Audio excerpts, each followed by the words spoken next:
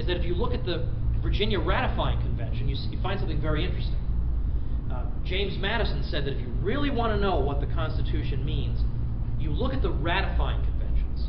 You look at what the people who ratified the document thought they were getting themselves into. And that's the mechanism you use for interpreting it. He says, all right, you look at that, what do we see happening?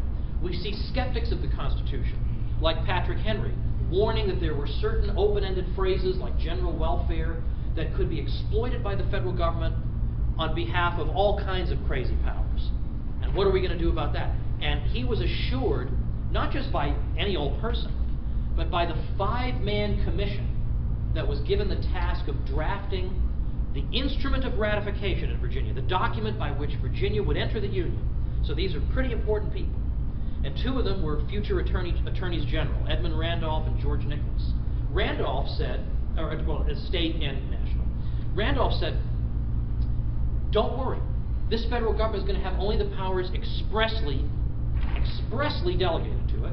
And George Nicholas said, and by the way, if the federal government tries to reach for any supplementary power, well, don't worry, Virginia will be exonerated, because all we have to do is point to the terms on which we entered and say, no, no, no, we delegated only these powers. We didn't delegate that one, so we don't have to enforce that.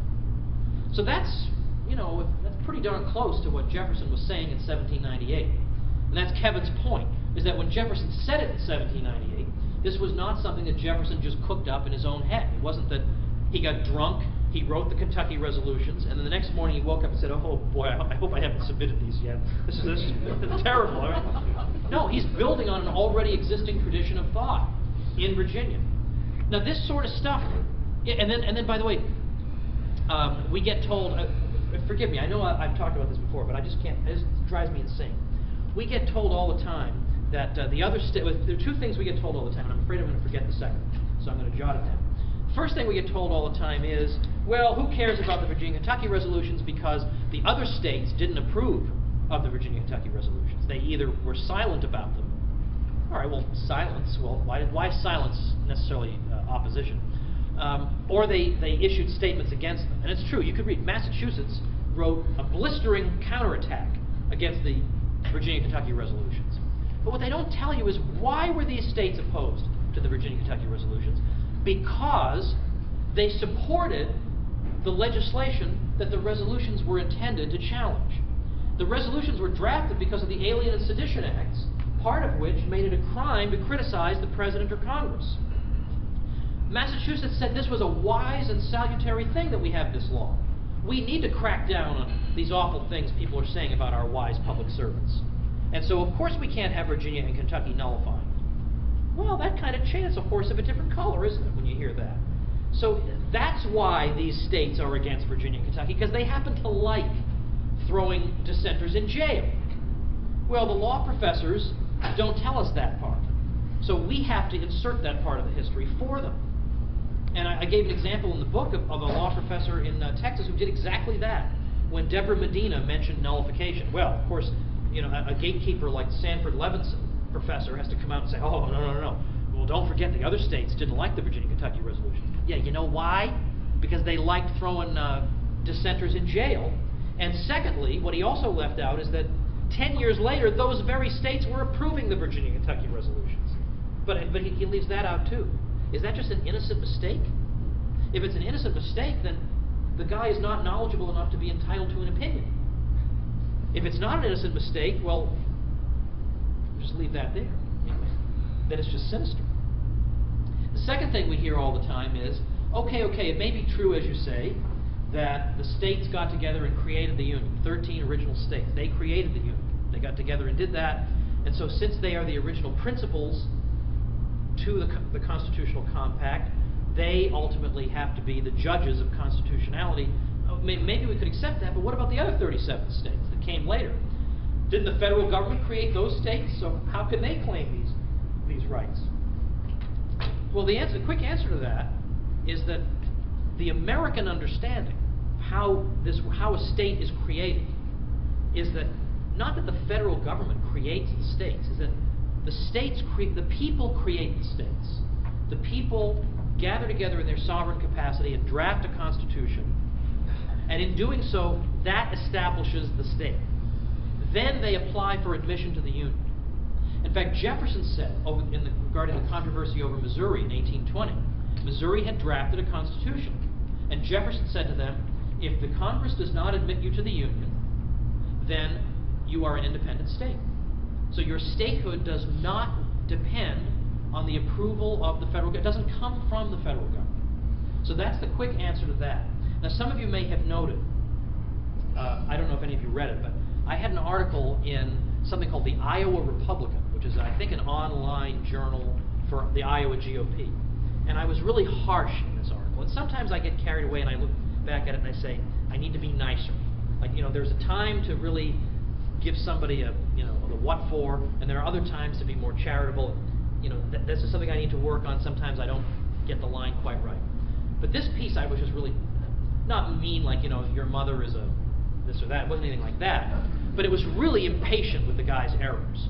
Because he was giving me this whole 37 states were created by the federal government line. And I really went after him. And I just want to explain for anybody in the room who read that and said, well, maybe I agree with Woods, but yikes, that I feel like my hands just got burnt touching the computer. That was so harsh.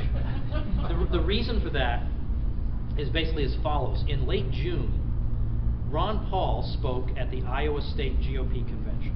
Now, I don't think any of us expected that would happen 2 years ago.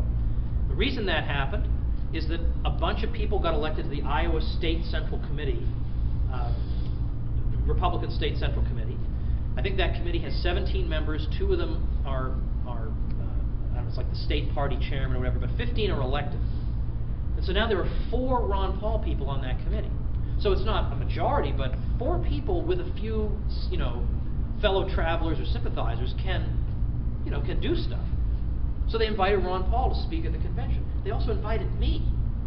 I thought, well, I said to my wife, I don't think I expected. Did you expect this to happen? Because I didn't. And she said, no, I wasn't really expecting this. So I thought, well, look, this is my once-in-a-lifetime chance to speak at the Iowa GOP. If they invite me back, then I did it wrong. Sort of like, but at the same time, though, my view is that if I'm given an opportunity like that, I am not going to go in there and just give some unreasonably belligerent speech to them. It would be completely counterproductive. Then that would just confirm them in their views that, well, this wing is just a bunch of belligerent cranks. And I don't want to do that. I went in there and gave a generous speech. I found common ground with them. You have the Constitution, and they ignore it, they distort it. But I thought, look, as long as I'm up here, I'm not going to waste this opportunity. So I talked about nullification. I sold out all the copies that I brought there. The vice chairman of the party, probably not knowing any better or not having read it, told everybody they all needed to get a copy.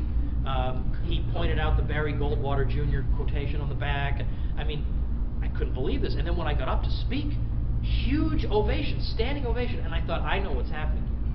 A quarter of the room is Ron Paul people who kind of maybe know who I am. And so they're making a lot of noise and standing up, and the rest of them feel like, well, gee, I'm a party activist, and people seem to know this guy. I guess I'm supposed to know him too, so I'll get up and cheer too. So whatever the reason, turned out great.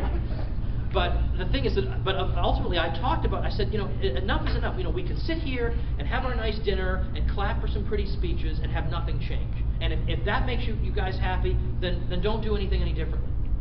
But if you want to do something differently, then here's what I recommend.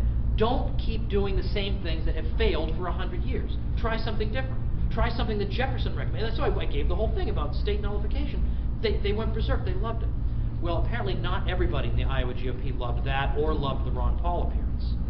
So what ended up happening was on this Iowa Republican website, there was initially an attack on the nullification book and on me. I mean, not really that harsh, but I was told that this is not just some innocent random thing. This is part of a campaign to discredit the Ron Paul wing. So you do need to respond to this. And so I could not respond with just a gentle, well, you've made some understandable errors and here I'm going to correct them.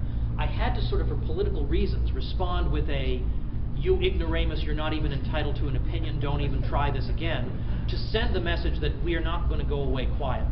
And so I feel slightly bad about it, but for that reason, that's why I did it that way. All right, well, finally, I want to sort of wrap this up so we can chit-chat and get drunk, and then I can tell you